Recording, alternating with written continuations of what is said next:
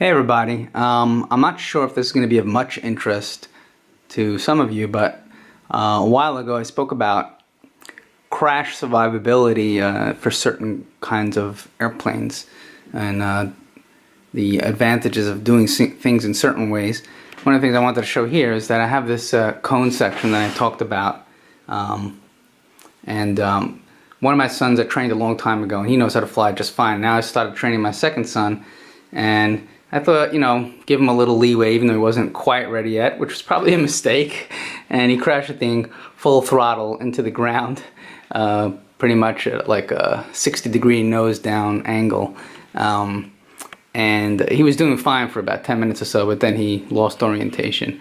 Any case, this is what I like about this nose cone area that I spoke about before, is that a lot of the shock is absorbed by this, and down here we have some bending of the fuselage going on. In here we have the formers. Okay, let me zoom out so we get some visibility of what's going on there. That helped absorb some of the crash, and they did bend, but I kind of like pushed them back into place with my hand, and it's certainly nowhere near straight, the fuselage, but it's close enough after I tape this up and so on and so forth that it can be used for more training of neophytes. The bottom of the fuselage is, kind of bashed up a little bit, but again, it's certainly flyable after I tape things up.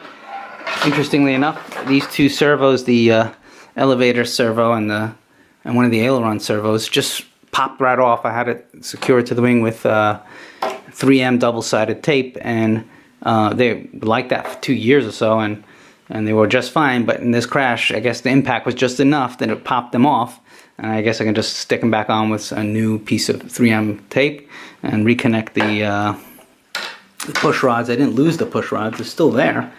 And then when we put it back in the car, we put another airplane on top of this airplane, a little bit too roughly, I guess, and it detached the vertical stabilizers from their location. And on this side I got the twin booms. This one was fine, it was hot glued on, and this one, actually, it's interesting, I think, that it actually pays in some cases not to put it on too strongly, not to anchor it too strongly, because then when it hits an impact, it just comes off, as opposed to, bending up your wings severely and stuff like that. So, as you can see, this airplane has been flown in muddy weather and so on and so forth, and those who, say that foam airplanes, can't last very long. This guy is pretty freaking old and has seen a lot of action, and this was the worst crash. There's been some minor crashes, but I'm a big proponent of this whole foam usage of materials of foam, types of all sort, for building airplanes in comparison to balsa.